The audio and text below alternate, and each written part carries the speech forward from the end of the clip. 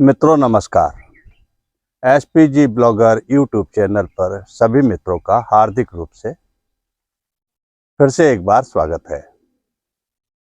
आज के वीडियो के इस भाग में आज हम आप सबके बीच में एक प्रेरणादायक कहानी, जो एक शिक्षाप्रद कहानी है, उस पर थोड़ा बात करने वाले हैं। जब बात कोई भी चुभ जाती है तब एक साधारण इंसान भी देवत्व की पदवी पर आसीन हो जाया करता है। यह साधारण सी सोच रखने वाला मनुष्य भी बहुत कुछ हो जाया करता है। इस विषय पर कुछ हमें प्रसंग याद आते हैं जो हमारे पुराने समय में कुछ ऐसे साधारण से व्यक्ति हुए और कुछ उनके साथ में ऐसा घटित हुआ कि वो साधारण से इंसान से अपने जीवन में बहुत बड़ी उपलब्धि पर पहुंच गए। बहुत कुछ उन्होंने पा लिया। सारा जग, सारा हिंदुस्तान उनको जानता है। आज हम उन्हीं के विषय पर बात करने वाले हैं। इस विषय पर हमें कुछ उदाहरण याद आते हैं, जैसे कि तुलसीदास जी, वाल्मीकि जी, महाराज ध्रुव, ये इनके बिल्कुल सटीक उदाहरण बैठते हैं। तो क्यों ना आज इसी विषय पर चर्चा हो जाए। मित्रों, तुलसीदास जी बहुत विद्वान थे। विषम परिस्थितियों में उनका जन्म हुआ। गुरु नरिहर दास ने उनको पाला पोसा, बड़े हुए, गुरु जी के साथ रहे। उसके बाद में शिक्षा ग्रहण करने के लिए वो बनारस चले गए, काशी चले गए।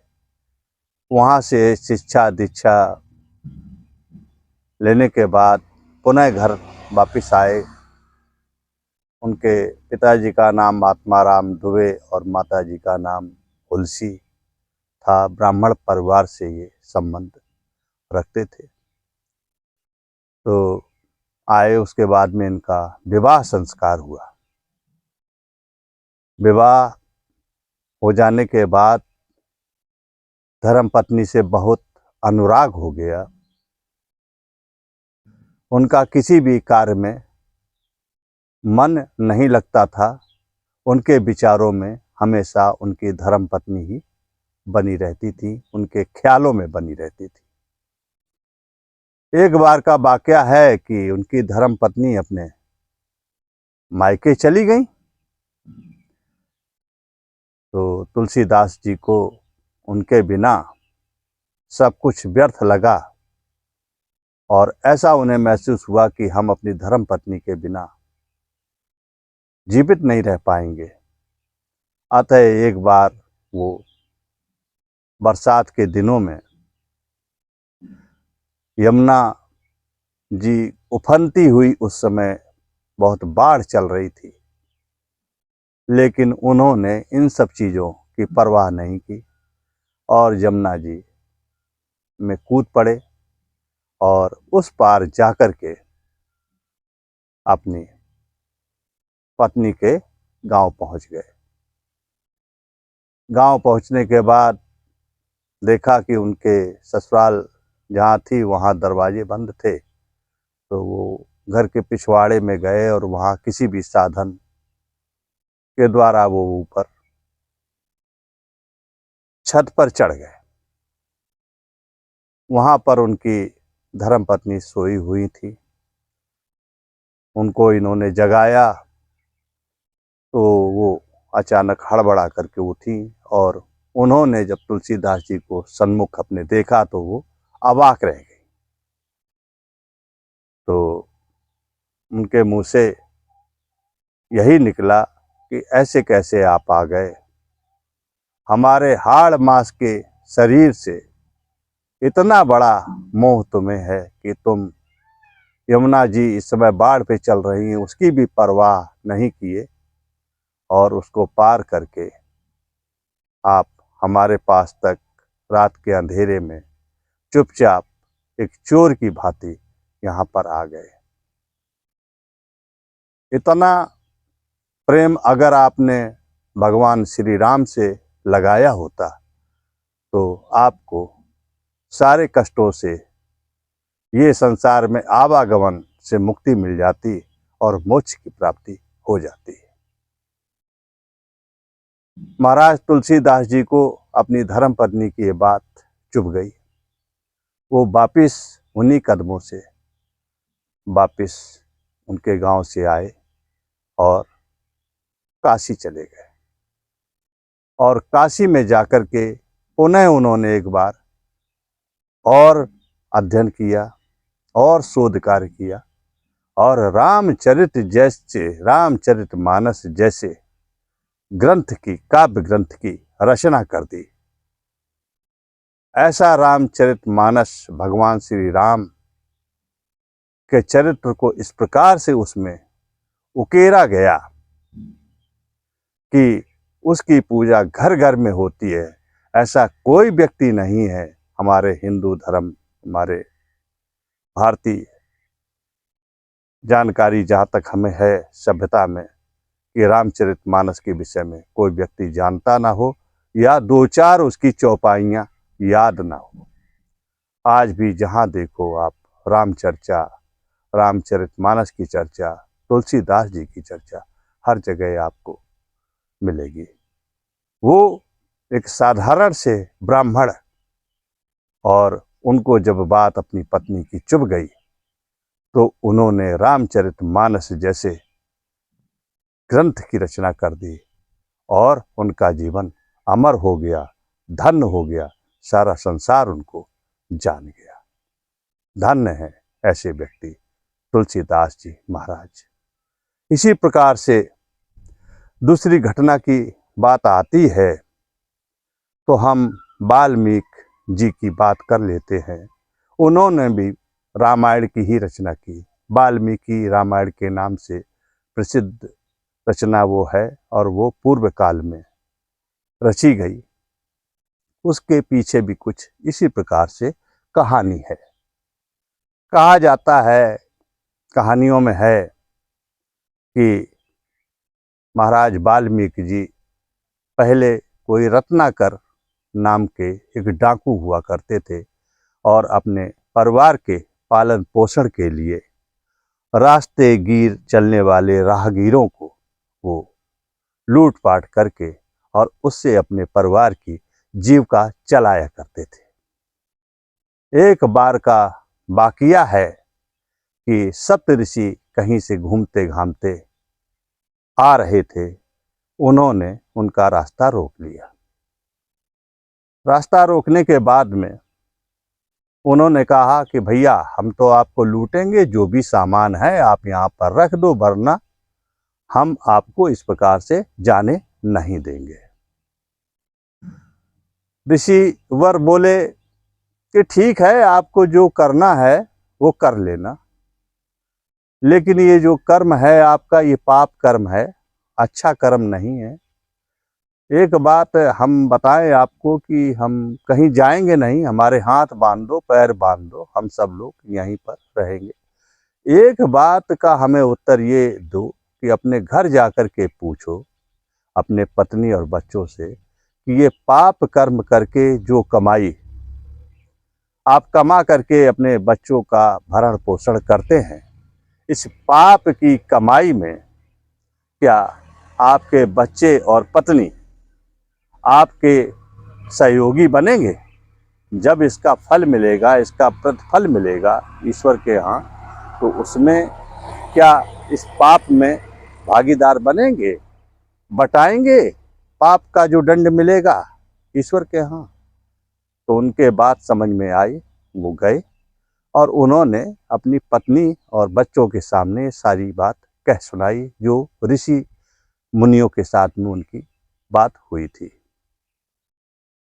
पत्नी और बच्चों ने कहा कि भाई ऐसा है कि ठीक है, आप हमारा भरण पोषण करते हो इसलिए कि हम आपके परिवार के लोग हैं, हम आपकी पत्नी बच्चे हैं, आपका ये कर्तव्य बनता है, आप कहीं से भी लाएं, कुछ भी लाएं, कैसे भी लाएं, इससे हमको कोई मतलब नहीं है। हमारा खर्चे चलाने की जो जिम्मेदारी है वो आपकी है, लेकिन जो कर्म आप करते हैं उल्टा सीधा पाप करते कि पुण्य करते हैं, तो उसमें हमारी कोई भागीदारी नहीं है, उसमें हम कोई हिस्सा आपसे नहीं बटाएंगे। वाल्मीकि जी वापिस आए। सप्तऋषियों ने उनसे पूछा, कहो भाई क्या जवाब दिया आपके पत्नी बच्चों ने? उन्होंने कहा कि महाराज ये जवाब दिया। तो फिर सप्तऋषि बोले, फिर आपका निर्णय क्या है?